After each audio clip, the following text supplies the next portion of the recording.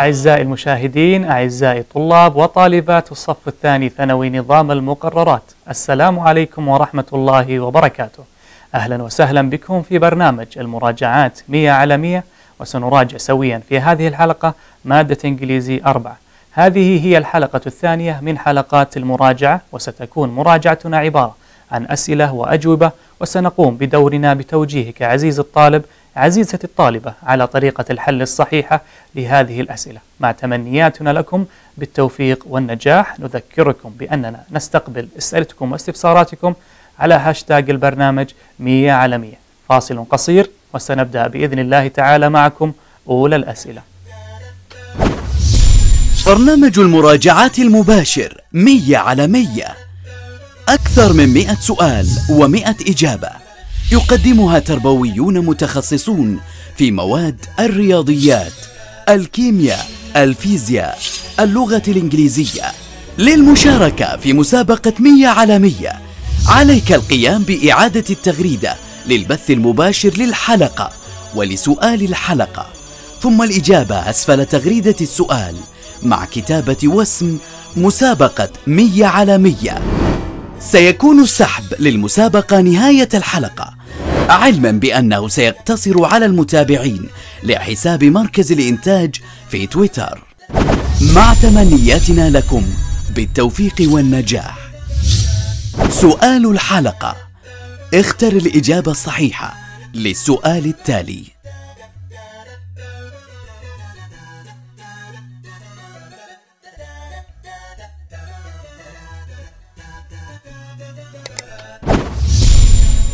مسابقة 100 على 100 برعاية مدارس فرسان الجزيرة الأهلية بالخرج. أعزائي المشاهدين، أعزائي طلاب وطالبات الصف الثاني ثانوي، أهلا بكم من جديد. نذكركم بأننا نراجع وإياكم منهج اللغة الإنجليزية 4، وسنركز في هذا الجزء على المفردات ومعاني الكلمات، ونذكركم بأننا نستقبل أسئلتكم واستفساراتكم على هاشتاج البرنامج 100 على 100. والآن نبدأ على بركة الله الأسئلة. السؤال الأول. The first question says, choose the correct option A, B or D to complete the sentences. هذا التمرين أو السؤال خاص بالمفردات والفوكابلري. Number 1. Alan tried me to go on the roller coaster, but I was too scared. A. Pursued me. B. Amuse me. C. Warn me. Or D. Make me. First, we have to understand the sentence. Alan tried me to go on the roller coaster, but I was too scared. So this person didn't want to go, but Alan tried to convince him. حاول أن يقنعه.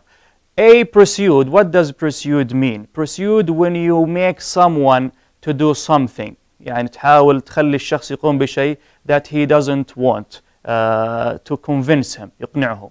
Okay. B. Amuse. When I say amuse, I make someone smile or laugh. C. Warn. When you warn someone, you tell him that something dangerous or might happen, dangerous or bad might happen. When I say make me do something, force me, يجبره على الشيء.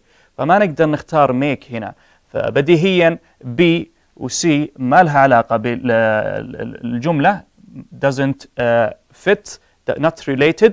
ممكن عندنا A و D، لكن D نستثنيها لأنه يقول make me do. استثنينا D بسبب عندنا كلمة to. هنا ما يصلح أقول Alan tried to make me to go. أقدر أقول try to make me go، لكن طالما عندنا to موجودة فنستثني D، فإذن الجواب A. Alan tried to pursue me to go on the roller coaster, but I was too scared. يقنعني أو يجبرني على الشيء. Number 2. All the flights were cancelled, so we had to use another. جميع الرحلات الجوية ألغيت، فبالتالي اضطررنا لاستخدام another، شيء آخر. A. air route. هنا air route يقصد فيها مسار جوي آخر ما لها أي علاقة.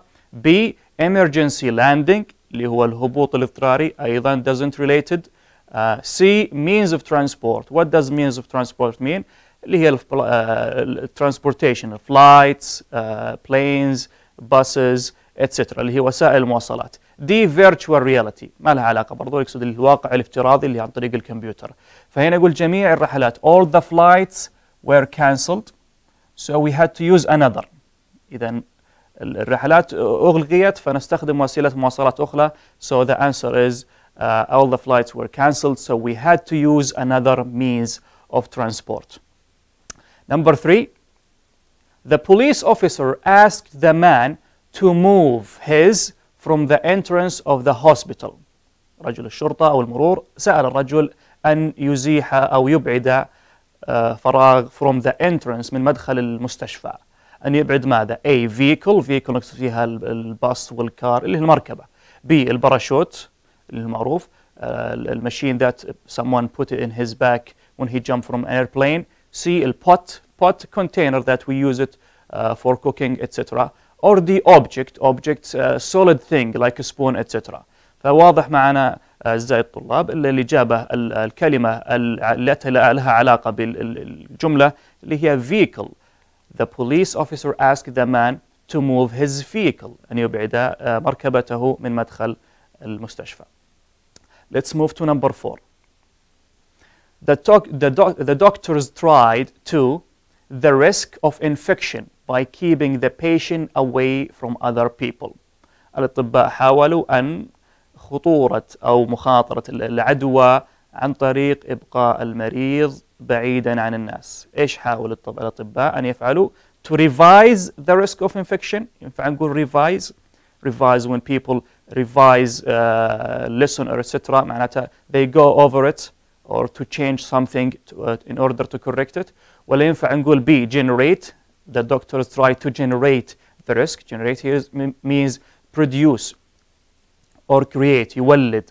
هذه لها من النطاق ما لها علاقة. C minimize mean reduce to make it less يقلل. Okay. هل هي إجابة الصحيحة؟ Try to reduce or minimize the risk يقللون خطورة العدوى. Or D monitor as you know it means when you watch something carefully. Obviously the correct answer is C. The doctors tried to minimize the risk of infection by keeping the patient away from other people. Number 5, to increase our sales by 50% in the next 2 years. The options عندنا we operate to increase our sales, or we judge to increase our sales, or we aim to increase our sales, or we grow. Operate means when you control a machine. Okay, it doesn't fit here.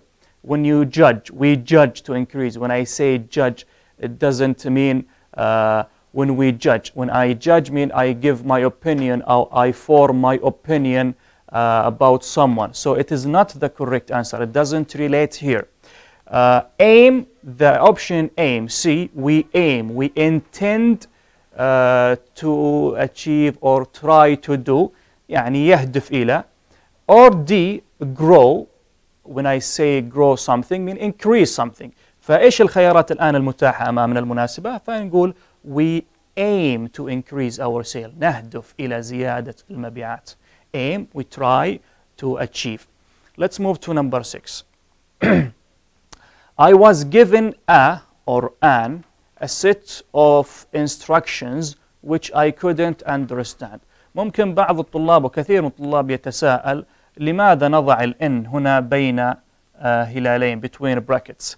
لأنه لو أعطاك الفراغ هنا قبله هنا حصر لك الخيارات إنها تبدأ بكونسوننت، يعني ممكن يكون الجواب يا سي يا دي.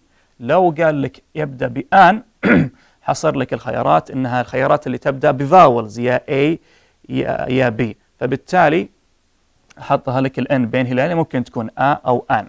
I was giving a set of instruction which I couldn't understand. أعطي مجموعة من التعليمات، هنا يقول which I couldn't understand، لم أستطيع فهمها. فبالتالي نحتاج صفة لهذه المعلومات. We need an adjective to describe this instruction. يعني الصفة هذه تكون يعني difficult to understand. خلونا نشوف الخيارات A, B, C or D. A, engrossed.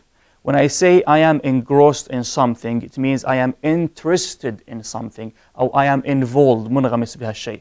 فما لها علاقة بصفة الانستراكشن، هذه صفة للأشخاص. Be ambitious. When I am ambitious يعني شخص طموح, I am determined to achieve or to succeed. C, congested. هذه الكلمة صفة تأتي في ال congested roads اللي هي الترافيك roads full of traffic اللي الطرق المزدحمة بالسيارات. فجميع الثلاث ما ذكرت ما لها أي علاقة فبالتالي complex. What does complex mean? Complex means difficult to understand. Difficult to understand. أول كلمة مرادفة لها complicated عكس كلمة simple. فبالتالي الإجابة هي D. I was given a complex set of instructions which I couldn't understand. Let's move to number 7.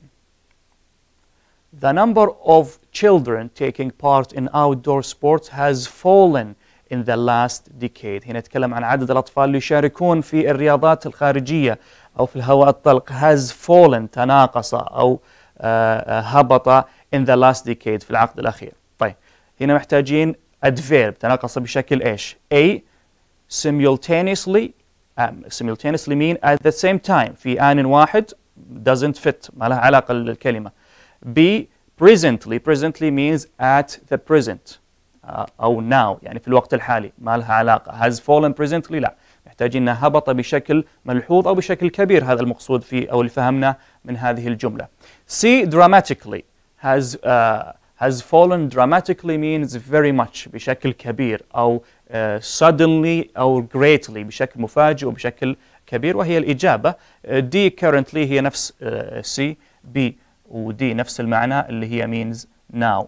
فبالتالي الإجابة الصحيحة هي C, dramatically معناتها very much. The number of children taking part in outdoor sports has fallen dramatically in the last decade.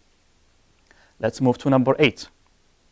The council is planning to the old library building to its former glory. قرر المجلس البلدي is planning to يخطط إلى the old library المكتبة القديمة أو مبنى المكتبة القديمة to its former glory. يعيدوه.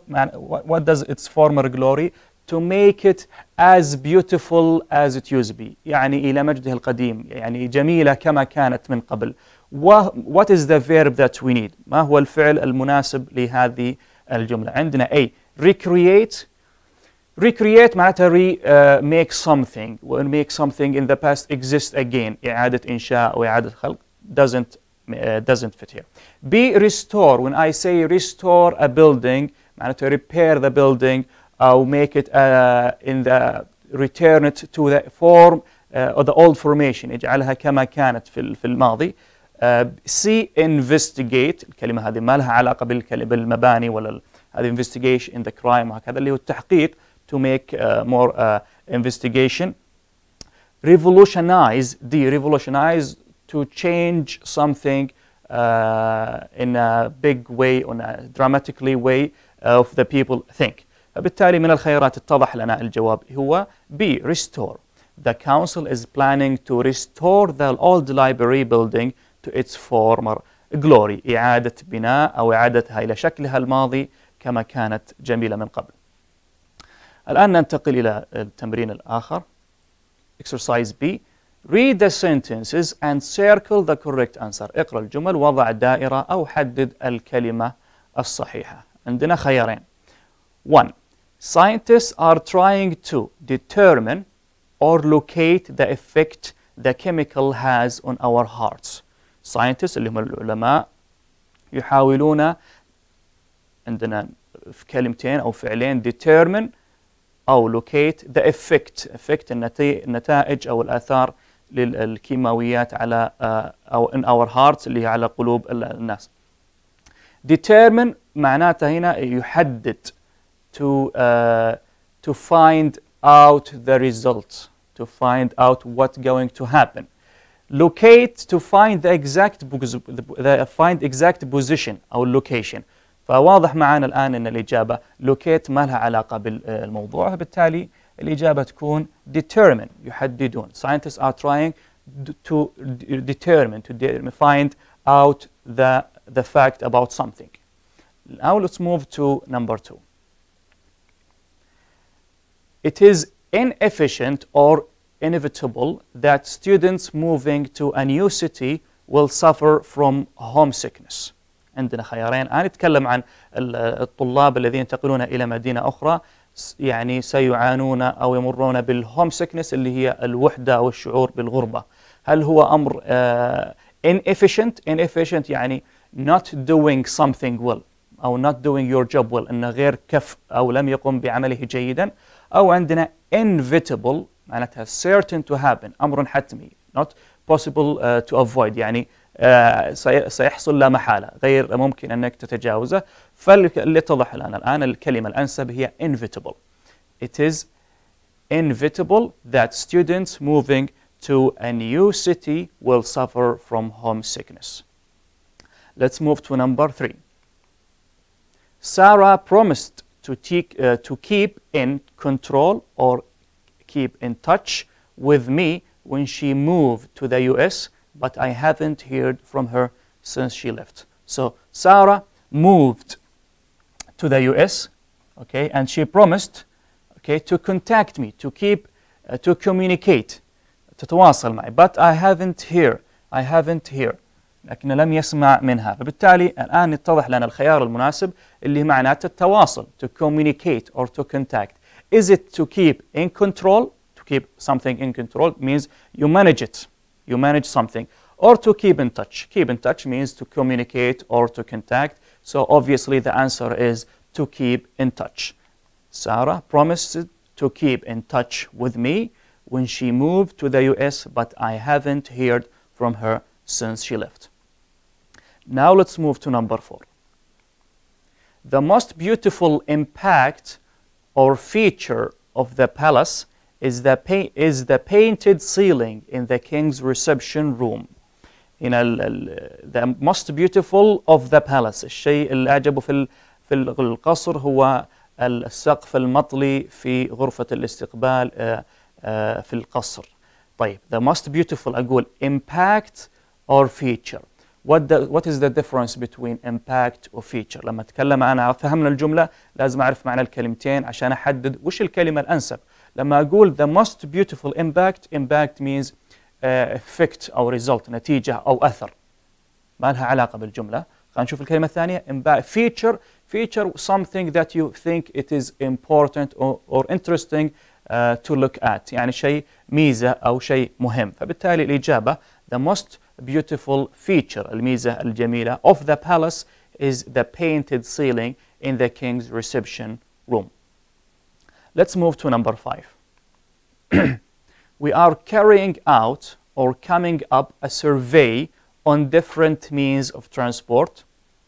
هنا مرت معنا الكلمة قبل means of transport اللي هو وسائل النقل. So we are a survey اللي هي إحصائية, يقومون بإحصائية على وسائل النقل المتنوعة. طيب, عندنا خيارين carrying out or coming up. هنا نحتاج الخيار اللي معناه doing. We are doing a survey. Carrying out means we are doing. تمام.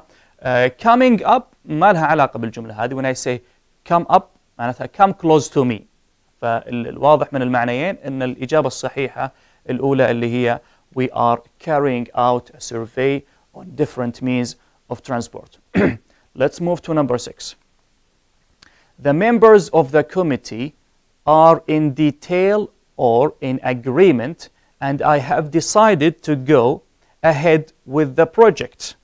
The members of the committee اللي هو أعضاء المجلس أو اللجنة decided to are in detail or agreement, so I decided to go ahead with the project. أعطي لها الضوء الأخضر.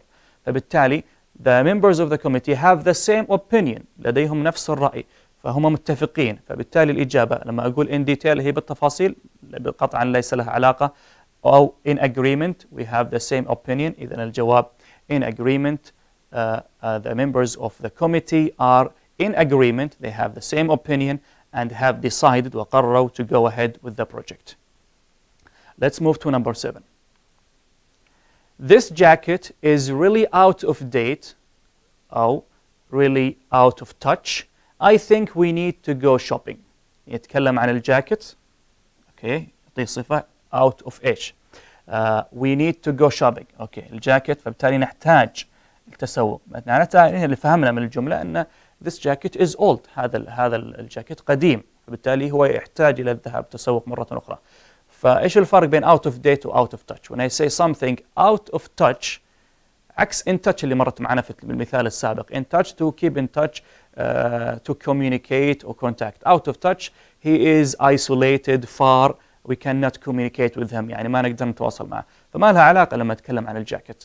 فقطعا الإجابة out of date. What does out of date mean? Out of date means when you talk about clothes it means old and not fashionable anymore. يعني قديم وليس مواكبا أو محاكي للموضة بعد الآن. So the answer is this jacket is really out of date. I think we need to go shopping. Let's move to number 8. Spending so much money on a leather jacket is out of touch or out of the question. صرف مال كثير على الجاكيت هو شيء مستحيل حدوثه، فولن يصرف. فبالتالي ايش الخيار الامثل؟ out of touch. لما اقول out of touch مرت معنا قبل شوي ان الشخص someone is out of touch. So out of touch describe people. He is out of touch. Someone I cannot communicate. ما عاد اقدر اتواصل معه. فبالتالي اللي هو out of the question يعني definitely impossible, not going to happen. قطعا لا تسألني. هذا out of the question. لن أصرف مالا كثير على الجاكيت. فبالتالي يصير الجواب عندنا spending so much money on a leather jacket is out of the question. Certainly not going to happen. إلى هنا أعزائي المشاهدين، أعزائي الطلاب والطالبات، نكون قد وصلنا لنهاية هذا الجزء. فاصل قصير ونعود بعده بإذن الله. برنامج المراجعات المباشر 100 على 100. أكثر من 100 سؤال و100 إجابة يقدمها تربويون متخصصون في مواد الرياضيات، الكيمياء، الفيزياء، اللغة الإنجليزية.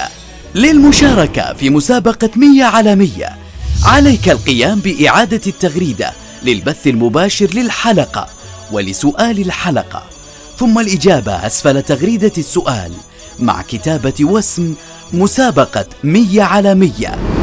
سيكون السحب للمسابقة نهاية الحلقة، علما بأنه سيقتصر على المتابعين لحساب مركز الإنتاج في تويتر. مع تمنياتنا لكم بالتوفيق والنجاح. سؤال الحلقة: اختر الإجابة الصحيحة للسؤال التالي.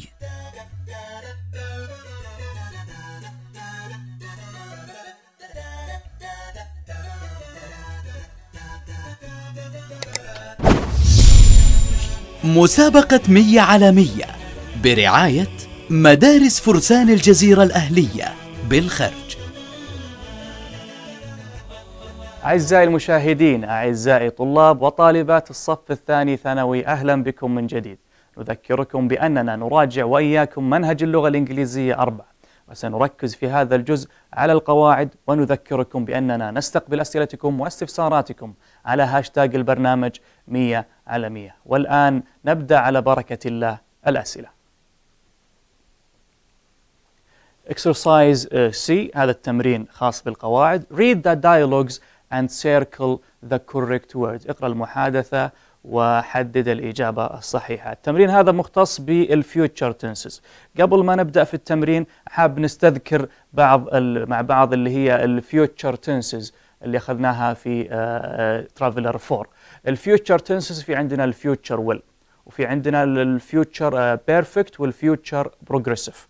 هذه اللي أخذناها. الفيوتشر ويل اللي هي الفور بريدكشن، الويل ويجي بعدها البيس فور اللي نستخدمها في بريدكشن، فور سبونتينيوس ديسيجن، تنبؤات أو قرار لحظي أو وليد اللحظة، البروميسز والريكوست والأوفر وهكذا.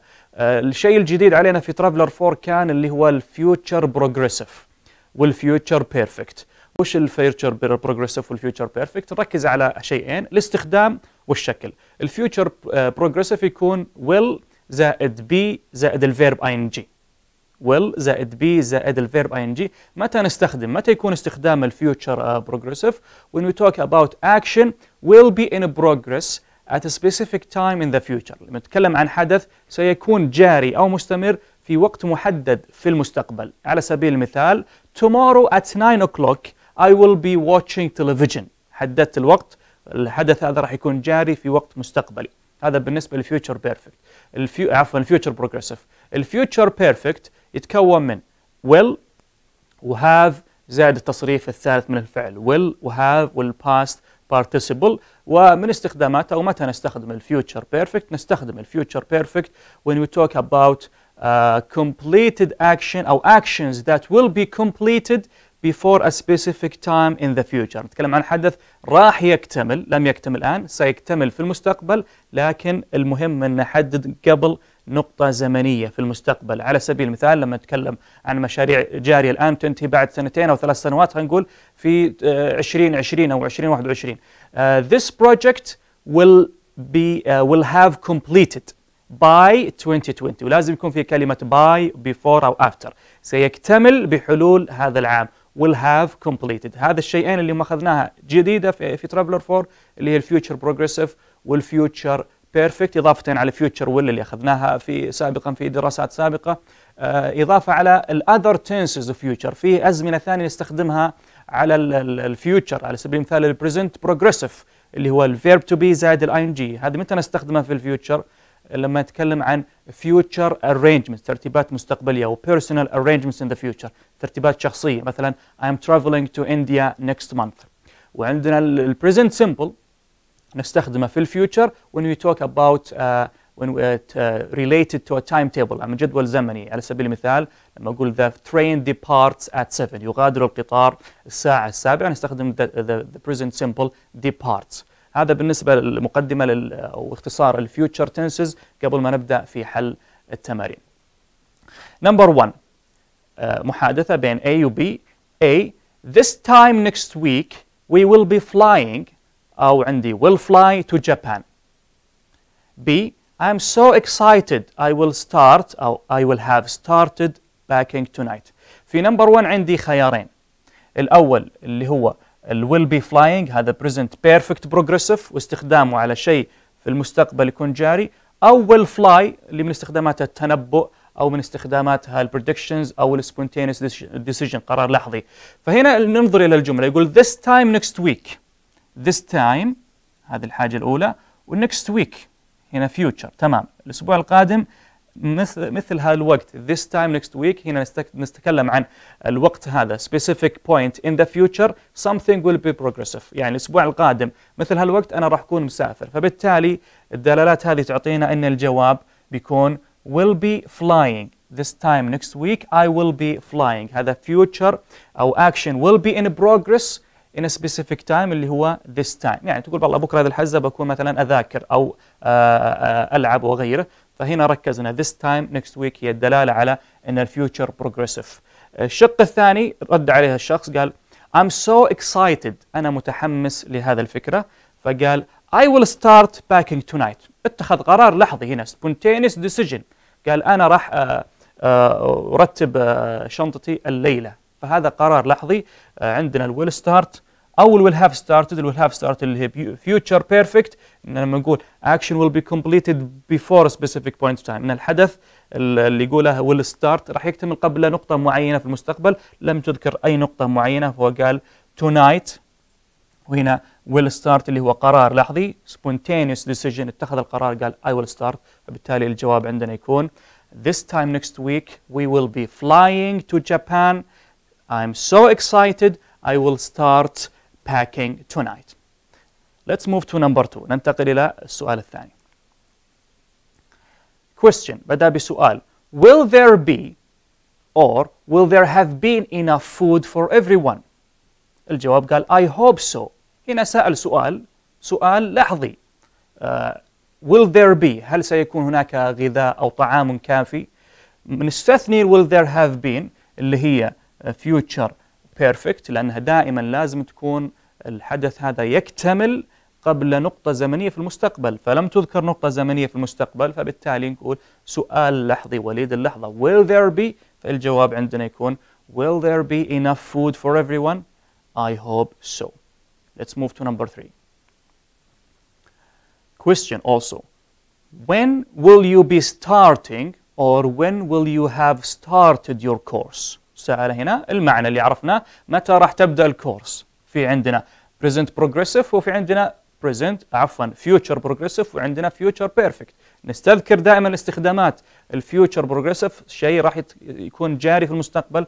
will have started اللي future perfect دائما الحدث هذا سيكتمل أو هل سيكتمل قبل نقطة محددة. طالما لم يذكر عندنا نقطة محددة أو نقطة زمنية in the point time in the future فبالتالي نستثنيها فيكون when will you be starting? When will you be starting? متى ستبدأ الكورس because it will be starting كذا. نشوف الجواب هنا in January قال في شهر يناير. Okay. الجملة الثانية I am phoning or I will have phoned to the school tomorrow to find out more details. هنا حدد لنا قال tomorrow.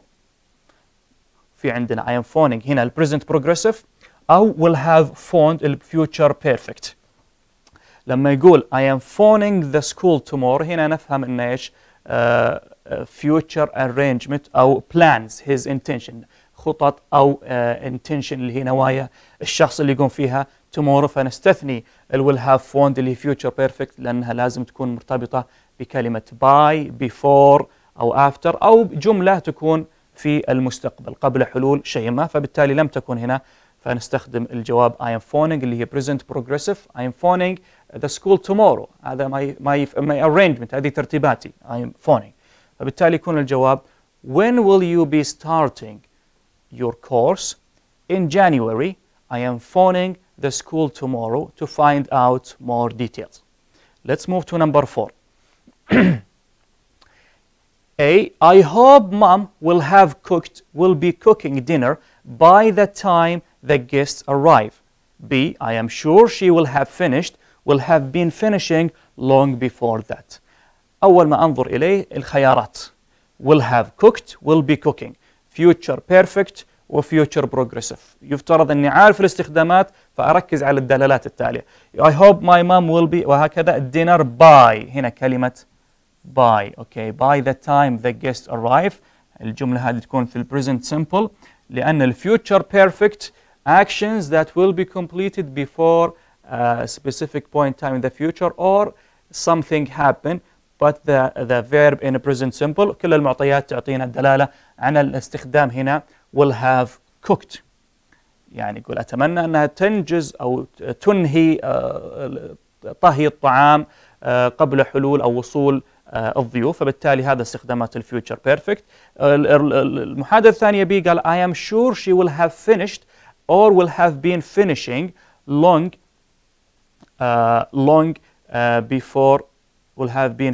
before that. عندنا خيارات will have finished اللي هي future perfect أو will have been finishing اللي هو future progressive. طالما قال كلمة before أيضا لها علاقة بالfuture perfect اللي هي will have finished. فبالتالي الجواب يكون I hope mom will have cooked dinner by the time the guests arrive. I am sure she will have finished a long time or long before that. Let's move to the number 4. Question, yes or no question. Do you go? Are you going to the library on Monday? Yes, I want to return a book. قال نعم أنا سأذهب وأعيد الكتاب إلى المكتبة. قال on Monday. حدد وقت مستقبلي فهنا تكلم عندنا. Do you go or are you going? هنا present simple وهنا present progressive. نسترجع استخدامات present simple متى يكون في الفيوتشر في حالة واحدة فقط. When we talk about related action related to timetable جدول زمني مثلا القطار يغادر يصل الطائرة تغادر الباص يغادر arrives depart وهكذا فهنا ما يتكلم to the library on Monday يوم الاثنين يتكلم عن future arrangement اللي هو خطط أو نوايا plans or intention in the future فنستخدم are you going اللي هي future progressive فبالتالي يكون are you going to the library on Monday? Yes, I wanted to return a book. Let's move to number 6. I will have been in London next week with my cousins. I wish I could come. طيب هنا عندنا خيار واحد يقول I will be اللي هي future will or will have been اللي هي future perfect. نعرف استخداماتها. خلينا نشوف المعطيات. in London next week. طالما قال next week هذه ما لها علاقة بالfuture perfect، فبالتالي اللي هو spontaneous decision or prediction I will be in London next week. فبالتالي with my cousin الجواب يقول I will be in London next week with my cousins. I wish I could come. Next, number 7, question. Also, it's a yes or no question. Are you going to buy or do you buy a new car? No, I can't afford it. هنا برضو من استخدامات الفيوتشر اللي هي going to. Going to buy, going to do, going to play, going to sleep. Going to نتكلم عن when we talk about people's intention. عن نوايا الناس. Going to هي قريبة من present progressive، لكن الفرق فيها present progressive related to personal arrangements، ترتيبات مستقبلي لكن خاصة بالشخص. going to people's intention ما ينوي فعله الناس. الخيار الثاني do you buy هنا present simple. present simple قلنا نتكلم عن لما نتكلم عن future نتكلم عن related to timetable، مرتبطة ولها علاقة بجدول زمني. مثلا أقول the class starts at 8. هنا starts present simple. The plane arrives at 9. تصل arrives present simple. هذه الاستخدامات الوحيدة في present simple. فبالتالي الخيار الوحيد are you going to buy a new car? Is it your intention? قال no, I can't afford. Are you going to buy a new car? No, I can't afford it. ننتقل الآن إلى التمرين آخر اللي هو التمرين D. Choose the correct answer A, B or C. A. Last week Brian traveled to New York for conference. Last week. طيب. عندنا خيارات had to travel توجب عليه أن يسافر. must travel يجب. needed travel to New York on a conference. طيب هنا نتكلم عن المودل فيربز اللي اخذناه في موديول 2 في الباب الثاني في ترافلر 4. تكلمنا عن اللي هي الاوبليجيشن والبروهيبشن والنيسيسيتي. الاوبليجيشن اللي هو الامر، مثلا نقول you have to you must، هذه الاوبليجيشن. وفي الباست نقول الهاف تو تصير had to، لكن المست لما تصير في الباست نحط must have التصريف الثالث. هذه الاوبليجيشن. والبروهيبشن المنع، مثلا you are not allowed to do you mustn't park your car here، غير مسموح لك بركن سيارتك هنا. you must not أو mustn't. النيد اللي هي النيسيسيتي with the presence of the necessity، حضور الحاجة أو غياب الحاجة. مثلا I need to do I need to go I need to pick up my children from school. هنا the necessity is present، هنا الحاجة موجودة. غياب الحاجة we don't need to، ما له داعي نحتاج. طبعا في الماضي needed و didn't need و didn't needed to وهكذا. هذه استخدامات اللي هي المودل فير. هنا يقول last week قطعا نحتاج شيء يدل في الماضي. last week Brian يعني توجب عليه أن يسافر لنيويورك لإقامة مؤتمر. فهنا عندنا خيارات had to تدل على الماضي، و needed احتاج أو توجب عليه. عندنا must بنستثنيها لأنها present، إلا إذا كان يأتي بعد الفراغ هنا يجي عندنا have والتصريف الثالث للفعل اللي هو past participle. هنا نقدر نقول must، لكن هنا الآن must استثنيناها لأن نتكلم عن last week. فعندنا had to ولا needed. إيش اختار؟ last week Brian الجواب أقول had to. ليش؟ لأن needed تحتاج to وليست موجودة هنا في الفراغ، فبالتالي عندنا الجواب had to. الجواب had to. Last week Brian had to travel to New York for a conference. Let's move to number 2. You to listen to my instructions carefully, otherwise you could hurt yourself. هنا يقول له يعني يجب أن تستمع إلى تعليماتي بجيدا، otherwise غير ذلك أنت قد تؤذي نفسك. فبالتالي هنا نحتاجين البوزيتيف، هنا محتاجين إلى جملة مثبتة. فبالتالي لأن يقول you listen to my instruction، you to listen to my instruction، فهنا يفرض عليه يقول يجب عليك أو تحتاج أن تستمع، وغير ذلك راح تصاب بأذى. فنستثني A لأنه ما يصلح يقول you don't have to listen to my لا تسمع إلى نصائحي، ترى بتقع في مشكلة، فينا نستثنيها. في هنا نقول you must listen ولا needed، فالجواب هنا بيكون عندنا طبعا نستثني must لأنها جاء بعدها هنا to. must يجي بعدها البيس فورم، فهنا تبقى لنا خيار إلا need. You need to listen to my instructions carefully, otherwise you could hurt yourself. Let's move to number 3. All employees attend the health and safety course. All employees attend the health and safety course. عندنا all the employees need attend ولا have attend or must attend. فأعتقد واضح لكم لأن need تحتاج إلى to وhave تحتاج إلى to وهي غير موجودة، لم يبقى لدينا إلا must، فبالتالي نقول all employees must attend. إلزامي obligation أمر. Let's move to number 4. You fill in this part for the form of the form. I'll do it for you. هنا قال I'll do it for you. سأقوم بها عنك. فبالتالي لا تحتاج غابة الحاجة، لا تحتاج أن تعبي أو تكمل النموذج أو الورقة. فهنا نقول you need نحتاج شيء يدل على negative، محتاجين something negative. فبالتالي ما أقول you need ولا أقول you have to. الجواب you needn't fill. You needn't fill. طبعا need هنا أتت an auxiliary verb. need كما درسنا في الكتاب أنها تجي main verb أو auxiliary verb، تجي فعل مساعد أو فعل أساسي. هنا أتت auxiliary verb، فعل مساعد للفعل الأساسي اللي هو fill. Let's move to number 5. I attend a science seminar yesterday afternoon. I attend a science seminar yesterday. أوكي، أول دلالة أول ما انتبه له إنها yesterday something in the past. أروح الخيارات حتى أحيانا بدون ما أعرف المعنى أشوف الدلالات. هنا يقول need must و had to. need تحتاج إلى to وأساسا ما هي needed، إحنا نحتاج something in the past.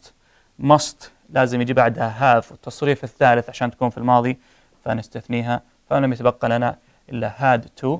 أقول I had to attend a science seminar yesterday afternoon. Number 6. You touch any of the exhibits in the museum. You touch هنا ممكن يعطي أمر، هل هو بالنفي أو بالإثبات؟ الخيارات كلها نفي، فيقول له يعني اللي فهمنا لا تلمس أي من المعروضات في المتحف. أنت في المتحف you are not allowed، غير مسموح لك to touch the exhibit بالمعروضات، فبالتالي يعطي أمر هنا أو نهي اللي هو prohibition. هنا أقول you mustn't touch ولا needn't ولا don't have to. قطعا بقول you mustn't لأنه you are not allowed. لكن لو needn't ولا don't have to ليش استثنيها؟ هنا يقول غياب الحاجة، يعني the absence of necessity، كأنه يقول مو بلازم تلمسها عادي لكنه مو بلازم. لا، هنا بنقول you mustn't you are not allowed. فبالتالي الجواب يكون you mustn't touch any of the exhibits in the museum. Number 7. Becky worry about applying to university. She is an excellent student. Becky is an excellent student. طالبة مجتهدة ممتازة. فبالتالي هل تحتاج تقلق when she applies when she want to apply to the university؟ هل تحتاج تقلق التقديم على الجامعة؟ قطعا لا، هنا يجب أن تغيب الحاجة أو يغيب القلق، فبالتالي نستخدم شيء يدل على النفي. نقول Becky needs worry about، قواعديا خطأ لأنها تحتاج إلى to، والمعنى خطأ لأن نحتاج شيء يدل على النفي، لا تحتاج أن تقلق. okay. has to إذا needs لا، و has to قطعا لا، فبقى عندنا اللي هي C needn't. Becky needn't worry about applying university. Why? She doesn't need to worry because she is an excellent student. She is an excellent student. Number 8. Maria do any ironing tonight. Her daughter has already done it for her. طيب. Her daughter ابنتها has already done the ironing for her، يعني قامت بعملية كوي الملابس من أجلها، فبالتالي غابت الحاجة أن ماريا تقوم بهذا الشيء. نحتاج إلى جملة كلمة تكون negative. okay. Maria doesn't need, doesn't have to or mustn't. لما أقول doesn't need نحتاج بعدها to، فبالتالي غير موجودة نستثنيها. doesn't have to do هذا الجواب ملائم. mustn't لما أقول mustn't يعني كأني أقول she is not allowed ممنوع أنها تكوي. لا. Maria doesn't have to do any ironing tonight. Her daughter has already done it for her. إلى هنا أعزائي المشاهدين، أعزائي الطلاب والطالبات، نكون قد وصلنا لنهاية هذا الجزء. فاصل قصير ونعود بعده بإذن الله. برنامج المراجعات المباشر 100 على 100، أكثر من 100 سؤال و100 إجابة، يقدمها تربويون متخصصون في مواد الرياضيات، الكيمياء، الفيزياء، اللغة الإنجليزية. للمشاركة في مسابقة 100 على 100 عليك القيام بإعادة التغريدة للبث المباشر للحلقة ولسؤال الحلقة، ثم الإجابة أسفل تغريدة السؤال مع كتابة واسم مسابقة 100 على 100. سيكون السحب للمسابقة نهاية الحلقة، علما بأنه سيقتصر على المتابعين لحساب مركز الإنتاج في تويتر. مع تمنياتنا لكم بالتوفيق والنجاح. سؤال الحلقة: اختر الإجابة الصحيحة للسؤال التالي.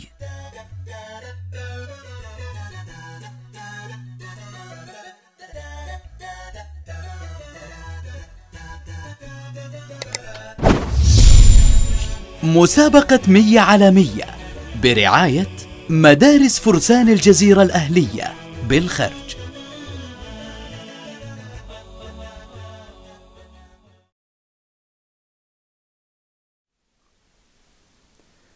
مرحبا بكم أعزائي المشاهدين، أعزائي الطلاب والطالبات، مرة أخرى في الجزء الأخير من هذه الحلقة لمراجعة منهج اللغة الإنجليزية 4 في برنامج 100 على 100، والتي نجيب فيها عن أسئلتكم واستفساراتكم. ولا نزال أعزائي المشاهدين نستقبل إجاباتكم على سؤال المسابقة، وهو Alan tried to فراغ me to go on the roller coaster but I was too scared.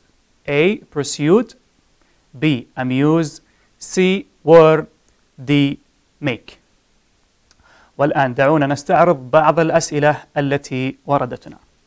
حقيقة أشكر لكم تفاعلكم في التعليقات والمحاولة على إجابات الفقرات أولا بأول، وهناك بعض الملاحظات سجلتها عندي في خصوص التمرين الخاص بالإكسرسايز حق الجرامر، خصوصا الفيوتشر تنس. فأنا يهمني هنا لما بعض الأخطاء التي وقعت، البعض يغيب عليه متى يستخدم الفيوتشر بروجريسيف والفيوتشر بيرفكت، بحكم أنها هي الأزمنة الجديدة التي درسناها في ترافلر 4 عكس بعض الأذر فيوتشر تنسز. فأنا حاب بشكل سريع سجلت بعض الملاحظات نراجع لكم الاستخدامات في الفيوتشر تنسز. أولا هي 6 أزمنة أخذناها في موجل 2 في ترافلر 4. 3 أشياء هي جديدة، أو عفوا شيئين، اللي هي فيوتشر بروجريسيف والفيوتشر بيرفكت، والمعروف لدينا فيوتشر ويل قديما، زائدا الاستخدامات البريزنت سمبل، البريزنت بروجريسيف والجوينج تو. اولا ناخذ الفيوتشر ويل. الفيوتشر ويل when do we use it؟ متى نستخدم الفيوتشر ويل؟ we use future will when we talk about predictions or spontaneous decision. لما يكون القرار لحظي، هي كلها فيوتشر، كلها مستقبل، لكن متى استخدم الفيوتشر ويل عن غيرها؟ لما يكون القرار لحظي. for example when I say where is Ahmed? He is not here. I will call him now. أنا اتخذت القرار الآن، فبالتالي أقول استخدمت الفيوتشر ويل لأنها قرار لحظي. وأيضا البريدكشن I think it will rain وهكذا. نجي للنقطة الثانية اللي هي الفيوتشر بروجريسيف. لازم أعرف تكوين الفيوتشر بروجريسيف. كثير من الطلاب والطالبات يخطئ في كتابة الفعل. الفعل قد يكون كلمة، كلمتين، أو 3 كلمات. في حالة الفيوتشر بروجريسيف يكون الفعل من 3 كلمات، will زائد الفيرب to be زائد الفيرب ing. لما أعطيك مثلا كلمة work وتحطها في future progressive تكون will be working وهكذا. طيب متى نستخدم؟ when do we use the future progressive? We use the future progressive when we talk about actions that will be in progress in future or in a specific time in the future، في وقت محدد في المستقبل. For example when I say tomorrow at 9 I will be taking exam. I will be taking، لأني حددت المستقبل الوقت المحدد. أو لما أقول tomorrow at this time I will be flying to جدة على سبيل المثال. هذه استخدامات لما يحدد لي نقطة زمنية في المستقبل future progressive، وله من اسمه نصيب in progress، something in progress، شيء جاري أو مستمر. نجي للنقطة الثالثة اللي هي الفيوتشر بيرفكت. الفيوتشر بيرفكت يتكون من 3 كلمات، برضو الفعل يكون في 3 كلمات will و have زائد ال past participle. When do we use the future perfect? I use it when I am talking about the actions that will be completed in a future before a specific time or before a specific point in the future. يعني شيء راح يكتمل، لم يكتمل الآن لكنه سيكتمل في المستقبل قبل حدث مستقبلي أو قبل نقطة زمنية أو قبل تاريخ محدد. على سبيل المثال أقول 2020 بعد سنتين. أحدد أقول by 2020 this school will have completed أو will have established. هذه المدرسة ستكتمل أو ستتأسس بحلول أو قبل وصول العام 2020. هذا فيما يخص ال future perfect. الother future tenses اللي هي ال present simple. We can use present simple in the future just in one condition when we referring to time official timetable. لما نتكلم عن الجدول الزمني خاصة في الجدول الباصات والقطارات والطائرات، حتى في جدول الحصص لما نتكلم عن official timetable جدول زمني. For example لما أقول my plane departs at 7 تغادر الساعة 7، ولا the train arrives يصل at 8 o'clock. هنا استخدم ال present simple في هذه الحالة فقط اللي هي ال official timetable. نستخدم أيضا ال present progressive في ال future. نعم، متى؟ when we talk about personal arrangements in the future arrangements or your plans اللي هي الخطط أو الترتيبات المستقبلية. For example I am traveling to India next month أو in next summer holiday. هنا حدث مستقبلي نستخدم ال present progressive. لماذا؟ Because something that you have planned to or your arrangement in the future، يعني شيء مخطط له مستقبلا، انك already you have booked the airplane the flights you booked the accommodation etc. ترتيبات مستقبلية اللي هي ال present progressive verb to be plus ال verb ing. النقطة السادسة والأخيرة اللي هي ال going to. When do we use ال going to؟ طبعا ال going to يجي بعدها ال base form. I am going to study, he is going to buy a new car وهكذا. When we talk about people's intention عن نوايا الناس، he is going to study biology in the university. هو ناوي يدرس أو يتخصص في الأحياء لما يخلص الثانوية. أو people أو decisions that have already made أو قرارات تم اتخاذها. He is going to buy a new car. خلاص القرار تم اتخاذه. هذا فيما يخص الفيوتشر تنسز، لأنها البعض قد يرى أنها معلومات كثيرة في درس واحد، لكن لما تعرف الفورمز الشكل أساسا شكل الفعل يتكون من ماذا، وتعرف الاستخدامات، حتما ستتضح لك الرؤية في سؤال خيارات أو multiple choice وغيره. حقيقة شاكر لكم تفاعلكم على الإجابات، لكن هناك بعض الأخطاء التي وقع فيها. على سبيل المثال اللي يحضرني الآن إضافة ال ED على بعض الأفعال. لما أتكلم عن ال past participle التصريف الثالث من الفعل، متى نحول الواي لما الفيرب ينتهي بواي، متى نحول الواي إلى I ومتى نخليها زي ما هي. القاعدة تقول when the verb ends with Y لما ينتهي بواي it's preceded by a vowel لما يكون مسبوق بحرف صوتي، لما يكون الصوت A E O وغيرها. هنا لا نغير الواي. We do not change the Y to I. We change it when the Y is preceded by لما تكون مسبوقة الواي بconsonant حرف ساكن. For example study الواي جاء قبلها د حرف ساكن، وبالتالي تحول الواي إلى I. هذا ما حضرنا وحصرناه من ملاحظات على الإجابات في هذه الحلقة. الآن نقوم أعزائي المشاهدين أعزائي الطلاب والطالبات باستعراض إجاباتكم على سؤال الحلقة. بسم الله نرى بعض الإجابات وما مدى التفاعل عن الإجابة. ما شاء الله التفاعل جميل ورائع. أغلب الإجابات التي أراها الآن صحيحة، لكن لا ننسى أن الشروط المشارك أو الإجابة التي تنطبق عليها الشروط هي التي بإذن الله ستدخل معنا في السحب الآلي. هذه عينة من الإجابات من السؤال الخاص بالحلقة. أعزائي المشاهدين، نقوم الآن بالسحب الآلي على مسابقة 100 على 100، ونتعرف على صاحب الإجابة الصحيحة والتي تنطبق عليه الشروط، علما بأن الإجابة الصحيحة للسؤال هي pursued. لنبدأ الفرز على بركة الله. طبعا السؤال كانت الخيارات عندنا pursued ولا amuse ولا wear ولا make. اخترنا pursued لأن pursued يقصد فيها to change, to make someone change his mind, convince him, تقنعه أو تغير رأيه, because he was too scared. كان خائف جدا. He decided not to go, قرر ألا يذهب, but Alan tried to persuade him أو persuade me to go. قرر أن يجبره أو يقنعه على الذهاب. بانتظار الإجابة أو صاحب الحظ الجميل، وأتمنى لكم الحظ الجميل جميعا في هذه الحلقة والحلقات المقبلة وفي مقتبل أيامكم وفي الاختبارات. لا ننسى أن الشروط لازم تنطبق على الإجابة الصحيحة: متابعة الحساب، وإعادة تغريد البث المباشر، وإعادة تغريد السؤال، وكتابة الإجابة الصحيحة مع هاشتاج مسابقة 100 على 100 وهاشتاج 100 على 100. ونبارك للفائز صاحب الحساب أو المعرف XAHADX_55. مبروك لك. ونذكركم بأن مسابقة 100 على 100 برعاية مدارس فرسان الجزيرة الأهلية بالخرج، التي لها جزيل الشكر على دعم هذه المسابقة. وإلى هنا أعزائي المشاهدين، أعزائي الطلاب والطالبات، نكون قد وصلنا إلى نهاية هذه الحلقة، ونعتذر لمن لم يسعفنا الوقت للإجابة عن سؤاله. نلتقيكم بإذن الله في تمام الساعة 8:30 أو النصف. ابقوا معنا، والسلام عليكم ورحمة الله وبركاته.